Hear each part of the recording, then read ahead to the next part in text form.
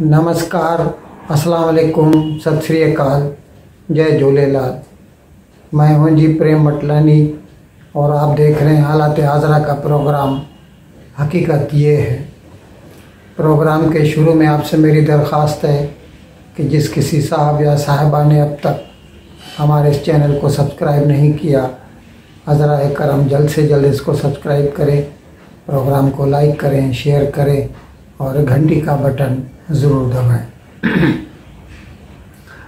नाज़रीन, पंजाब में वो जो 20 MPA जिनको डी-सीट कर दिया गया था PTI के, उनके ज़मनी इंतखाब होने जा रहे हैं 17 जुलाई को। बाकी 2 दिन बचे हैं। अब इमरान खान ने एक जलसे में ECP से यानी इलेक्शन कमीशन ऑफ पाकिस्तान से ये मुतालबा किया है कि वो जो 20 अरकान PTI के जिनको डी-सीट कर दिया गया था, उन्हें फिर से इलेक्शन में खड़ा होने से मना कर दिया जाए, यानी उन्हें डिबार कर दिया जाए टू कंटेस्ट एनी मोर। जबकि ऐसा कोई फैसला नहीं है, न तो सुप्रीम कोर्ट का है न कि इलेक्शन कमीशन का है। ये अचानक उनको, अभी हकीकत में इसका जो बैकग्राउंड है वो ये है, 2018 में जब इलेक्शन हुए थे तो PTI के नंबर्स उनके फेवर में नहीं थे। हालांकि वो सिंगल लार्जेस्ट पार्टी थी, लेकिन उसके बावजूद वो नंबर उसके पास नहीं थे जो 186 कहते हैं पंजाब असेंबली में वज़ीर आला अपना बनाने के लिए। तो उस वक्त जहांगीर तरीन और अलीम खान इसके अपने आदमी थे। तो जहांगीर तरीन ने सेंट्रल गवर्नमेंट में भी जो भी कमियां थी वो पूरी करने के लिए वो जहांगीर तरीन ने जहाज़ भर भर के नेशनल असेंबली के मेंबर लाया था, जिससे गवर्नमेंट बन सकी। और इसी तरह पंजाब में भी अलीम खान और जहांगीर तरीन ने जो उसके अपने थे या मतलब उसके दोस्त वगैरह थे, उनको खींच खींच कर PTI की गवर्नमेंट में लेकर आया। ऐसे 10 MPA थे जो कि हकीकत में 2018 की इलेक्शन में आज़ाद उम्मीदवार के तौर पर खड़े हुए थे और आज़ाद उम्मीदवार के तौर पर जीते थे, क्योंकि वो कुछ लोगों का जो है वो एक जैसे मौरूसी कंस्टिट्यूंसी होती है, वो जब भी खड़े होते हैं वो इलेक्शन में जीत जाते हैं, भले ही किसी भी पार्टी की तरफ से क्यों न हो या कोई पार्टी न भी हो। दे डोंट नीड ठप्पा ऑफ एनी अदर पार्टी। तो इस तरह वो जो 10 जो आज़ाद उम्मीदवार थे, वो जब भी उन्होंने PTI की हुकूमत को सपोर्ट किया तो फिर उन्होंने उनको जहांगीर तरीन के कहने पर उनको फिर PTI में शामिल कर दिया गया। यानी वो PTI के मेंबर बाद में बने थे, इलेक्शन से पहले नहीं, उनको PTI का टिकट नहीं मिला था। बावजूद इसके इमरान खान क्या कहते हैं कि क्योंकि वो PTI के मेंबरान थे और उनको डी-सीट कर दिया है तो अभी उनको डिबार भी कर दिया जाए इलेक्शन में खड़ा होने। वजह ये है कि उनको मालूम है कि वो 10 आदमी फिर से इलेक्शन जीत सकते हैं। अभी भले वो नून लीग की तरफ से खड़े हों या आज़ाद उम्मीदवार के तौर पर खड़े हों, वो जीतेंगे ही जीतेंगे। तो अभी ये जो राइटिंग ऑन द वॉल उसको दिखाई दे रही है, तो अभी इसके लिए इसने ये सोचा है कि भाई मैं इलेक्शन कमीशन से ये मुतालबा करूं कि उनको डिबार कर दिया जाए, जो कि उसके अभी तो पावर्स में भी नहीं है इलेक्शन कमीशन के। ये तो सुप्रीम कोर्ट ही फिर से डिसाइड कर सकती है, जो कि हकीकत में तो 63A में भी नहीं है ऐसा कुछ। ये तो हकीकत में तो उनको डी-सीट करना भी नहीं था, लेकिन अभी वो सुप्रीम कोर्ट ने कर दिया सो कर दिया, तो उसकी हिसाब से वो हो गए डी-सीट। लेकिन उनको डिबार करना, जहाँ तक हम समझते हैं, वो तो सुप्रीम कोर्ट के बस में भी नहीं है और किया भी नहीं है अब तक के जो फैसले आए हैं उनके। लेकिन इमरान खान इसी पर बज़िद हैं कि उनको डिबार कर दिया जाए ताकि वो इलेक्शन में खड़े ही ना हों। तो फिर नून लीग की जो है वो जीतने वाले मेंबरान कम हो जाएंगे इससे। नाजरीन, हमने आपको कई मरतबा बताया है कि पाकिस्तानी अफवाज पर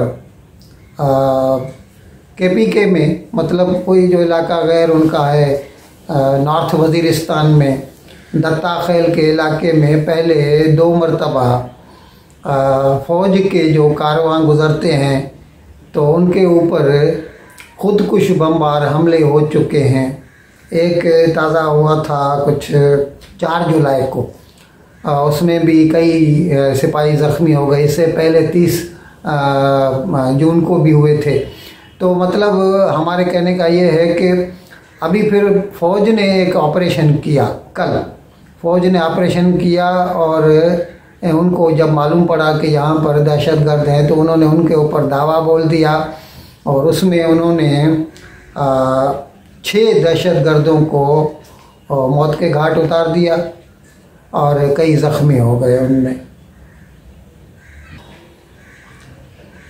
नाज़रीन, पंजाब में जो ज़मीनी इंतखाब होने जा रहे हैं तो इसमें दोनों पार्टियों ने, मतलब नून लीग ने और पीटीआई, दोनों ने अपनी सरदड़ की बाजी लगा दी है।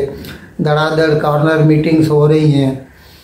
तो अभी पंजाब पुलिस को पता चला कि कॉर्नर मीटिंग जो हो रही है पीटीआई की, तो उसमें सरहद सूबे से, बहुत सारी केपीके से, खैबर पख्तूनख्वा से जो है वहाँ से कई पुलिस के आदमी इसमें शरीक हो रहे हैं वहाँ के।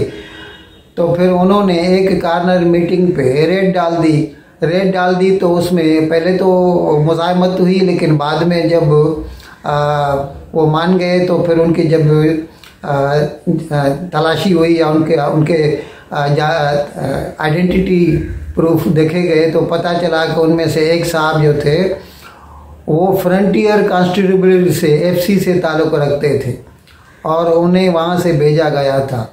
अभी कहने में तो ये आ रहा है कि जो केपीके के जो वज़ीर आला हैं वो इमरान खान के कहने पर वहाँ से अपनी पुलिस या केपीके के जो एफसी के जो वहाँ के पोस्टेड वहाँ पे हैं, एफसी के जो सिपाही वगैरह, उनको यहाँ पंजाब में, लाहौर में ख़ास तौर पर जो इलेक्शन में जो है वो लॉ एंड ऑर्डर का प्रोग्राम खड़ा करने के लिए, लॉ एंड ऑर्डर का प्रॉब्लम खड़ा करने के लिए उन्हें भेजा गया है।